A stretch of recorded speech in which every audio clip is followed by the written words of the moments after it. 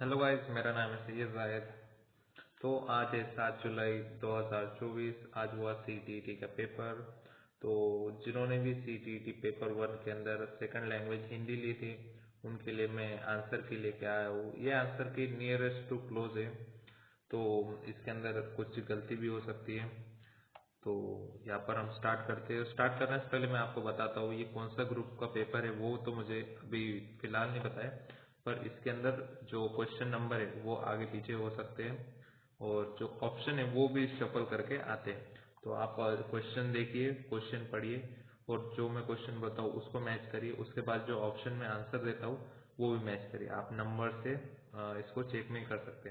तो यहाँ पर सबसे फर्स्ट इसके अंदर सवाल है कि पर्यावरण समस्या है डैश डैश, और इसके अंदर नीचे ऑप्शन दिए। तो यहाँ पर सबसे लास्ट लाइन पर्यावरण वैश्विक समस्या है, इसके अंदर वैश्विक समस्या लिखा है। तो यहाँ पर हम पढ़ते हैं ऑप्शन भारत की, यूरोपीय देशों की, संसार भर की और एशिया की। तो इसके अंदर जो संसार भर की ऑप्शन है ऑप्शन, तो वो इसका आंसर है। उसके बाद है नीचे गद्यांश के अनुसार संसाधनों के अंधाधुंध प्रयोग का प्रभाव डैश डैश पर डैश डैश पड़ता है। तो इसका है हम ढूंढते हैं। तो यहाँ पर है मौसम खेतों और फसलों पर पड़ता है। ठीक है, असर मौसम खेतों और फसलों पर पड़ता है। तो यहाँ पर ऑप्शन नंबर इसके अंदर जो 3 है मौसम एवं खेतों पर, ये यहाँ पर सही है। उसके नीचे बचपन शब्द डैश डैश। तो यहाँ पर बचपन जो शब्द है वो भावनिक भाववाचक संज्ञा है। ठीक है, बचपन ये शब्द भाववाचक संज्ञा है। उसके नीचे हम देखते हैं गद्यांश के अनुसार चिंता का विषय है डैश डैश। गद्यांश के अनुसार चिंता का विषय यहाँ पर क्या है? तो यहाँ पर है चेतना की कमी। ठीक है, पर्यावरण के प्रति चेतना की कमी। गद्यांश के अनुसार चिंता का विषय है पर्यावरण में चेतना की कमी। उसके नीचे देखिए ग्लेशियर शब्द डैश डैश। तो यहाँ पर ग्लेशियर ये शब्द आगत शब्द है। जो भी शब्द दूसरे भाषा से हिंदी भाषा में आए उन्हें हम आगत शब्द कहते हैं। तो ग्लेशियर एक अंग्रेजी भाषा का शब्द है, तो ये आगत शब्द है। ठीक है, उसके नीचे देखते हैं गद्यांश के अनुसार पर्यावरण संरक्षण का सबसे उपयुक्त उपाय है। अब यहाँ पर गद्यांश के अनुसार पूछा है, तो यहाँ पर हम गद्यांश के अंदर देखते हैं।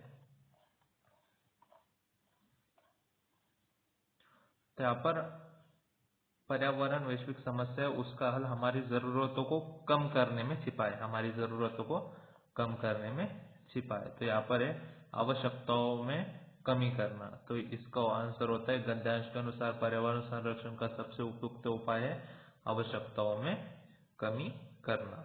ठीक है, हम उसके नीचे देखते हैं उदारीकरण के कारण।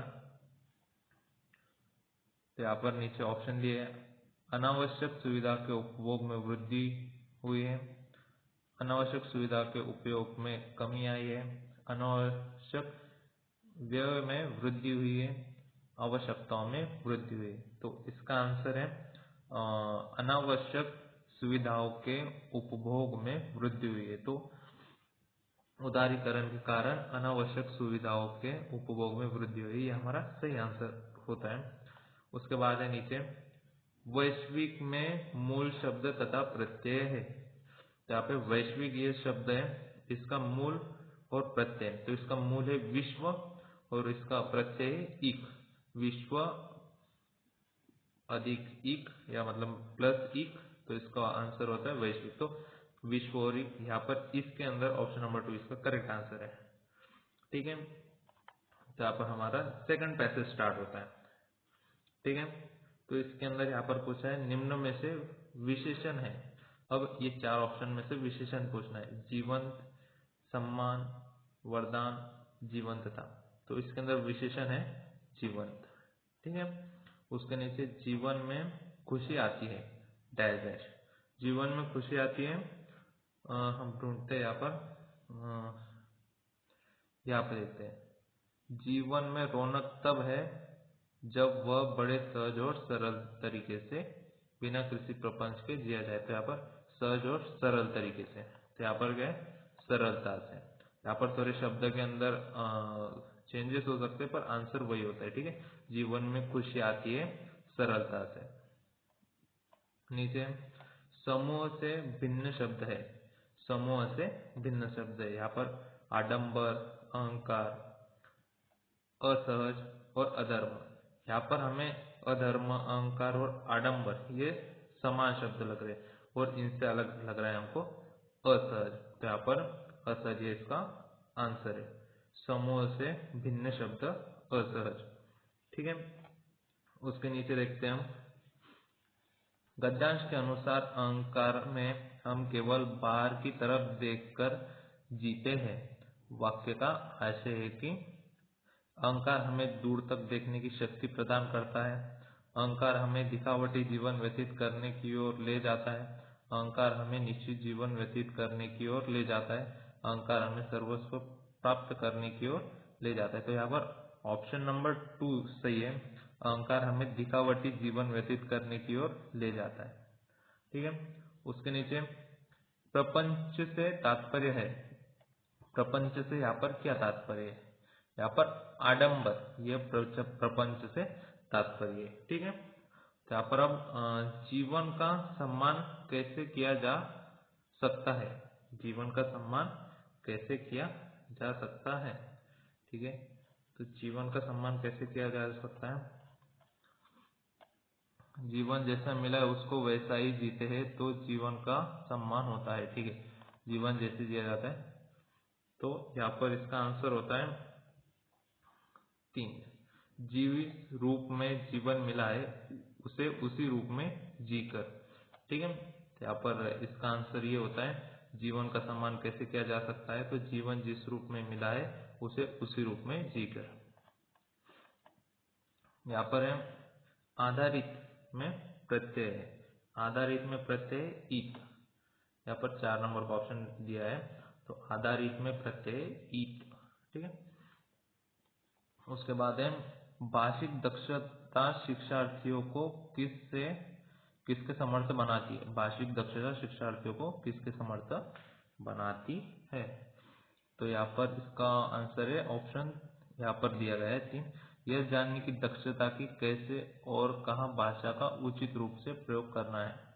ठीक है, तो नीचे देखते हैं प्राथमिक स्तर पर एक अध्यापक अपने शिक्षार्थियों को रंग करने और चित्रकारी करने के लिए प्रोत्साहित करती है।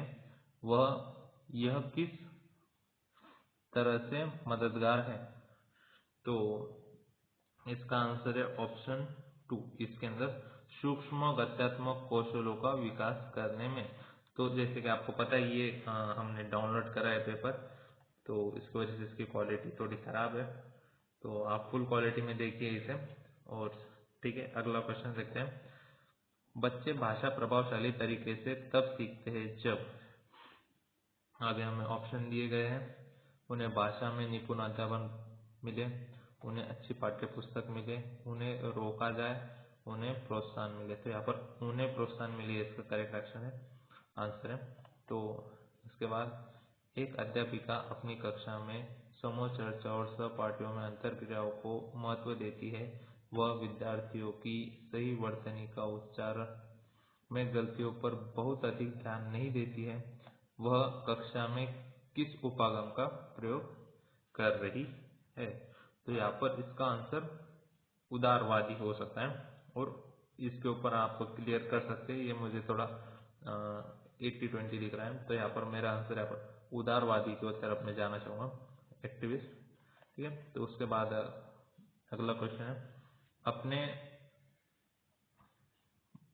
आपने महसूस किया कि पाठ्य में प्रस्तुत भाषा आपके शिक्षार्थियों के लिए बहुत ही कठिन है। आप भाषा को कुछ सरल करते हैं और अपने शिक्षार्थियों की आवश्यकता अनुसार वस्तुओं में भी कुछ परिवर्तन करते हैं। आपका यह कृत्य क्या कहलाएगा? ठीक है, तो यहाँ पर है इसको अनुकूलन करना। यहाँ पर इसका करेक्ट आंसर है अनुकूलन करना। ठीक है, उसके बाद आज राजू विद्यालय जा रहा है, इसलिए वह बहुत खुश है। अपने परिवार का वह पहला व्यक्ति है जो विद्यालय जा रहा है। उसके परिवार में इससे पहले कोई भी नहीं, यहाँ तक उसके अभिभावक कभी विद्यालय नहीं गए। राजू को किसी शिक्षार्थियों के रूप में जाना जाएगा। तो यहाँ पर इसका आंसर है हाशियाकृत। अब बहुत सारे बच्चों को हाशियाकृत का मीनिंग नहीं पता होगा। तो यहाँ पर जो समाज अल्पसंख्यक होता है और समाज से दूर होता है, जो मेन फ्रेम हम जिसको बोलते हैं, जो आधुनिक समाज है उससे जो दूर हो जाता है, उसके अंदर के जो बच्चे होते हैं उन्हें हाशियाकृत कहा जाता है। ठीक है, तो अल्पसंख्यक भी होते हैं पर वो समाज की मुख्य धारा से बाहर होते हैं। तो ये बच्चे के जो अभिभावक है वो भी विद्यालय नहीं गए थे, तो उन्हें हम समाज से बाहर मानकर हास्यकृत या उत्तर को सही मानेंगे। ठीक है, उसके बाद अध्यापन की दुनिया में प्रवेश करने के बाद अपने अनुभव किया कि पाठ्य पुस्तक की शुरुआत में शिशुकाल और चित्रकथाएं होती है और अंत में वर्णमाला होती है।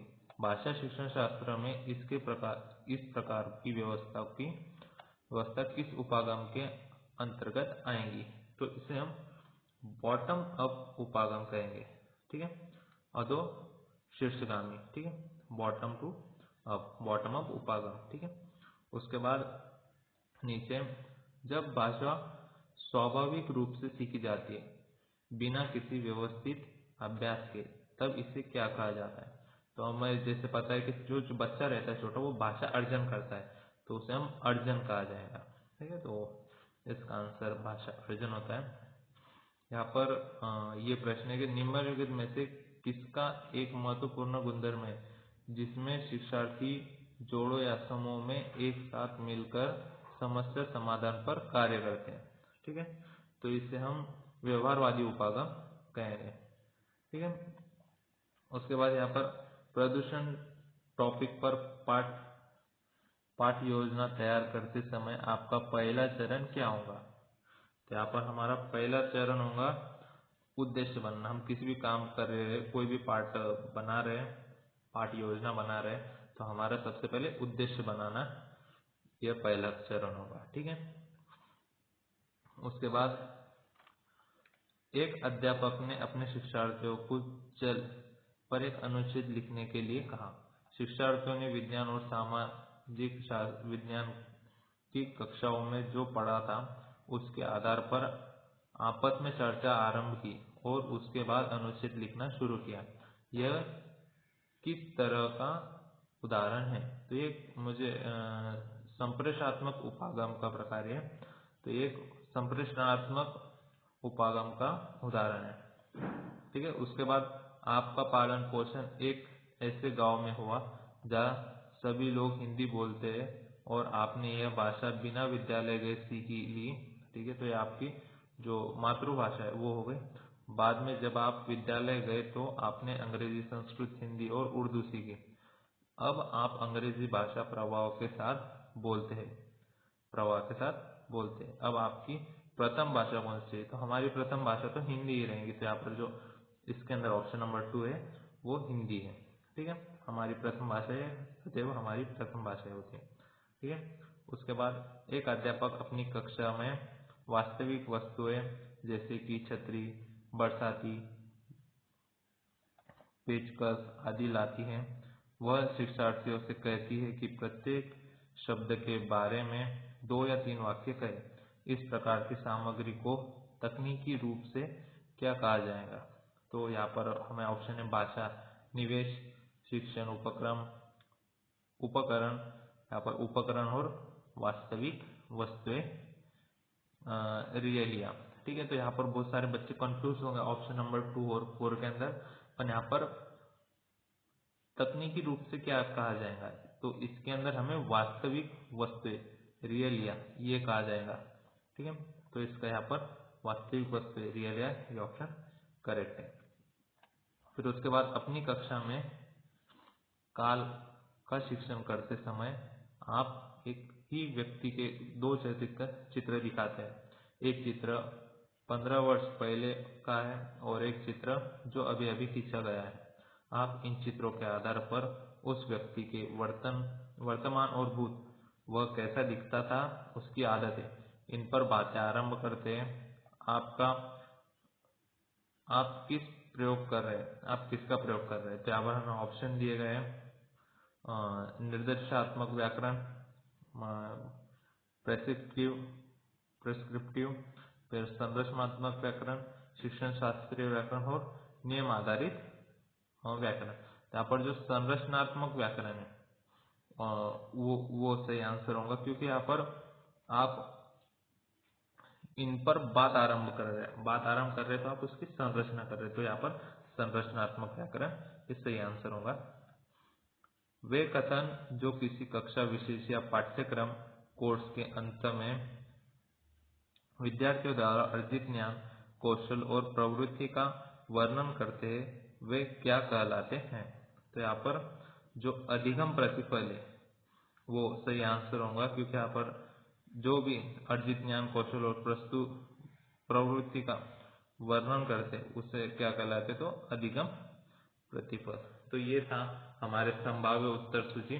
तो आप में से जितने मार्क आए वो हमें कमेंट करिए, और आपको कुछ सुझाव होगा आंसर के बारे में तो आप वो भी कमेंट करिए।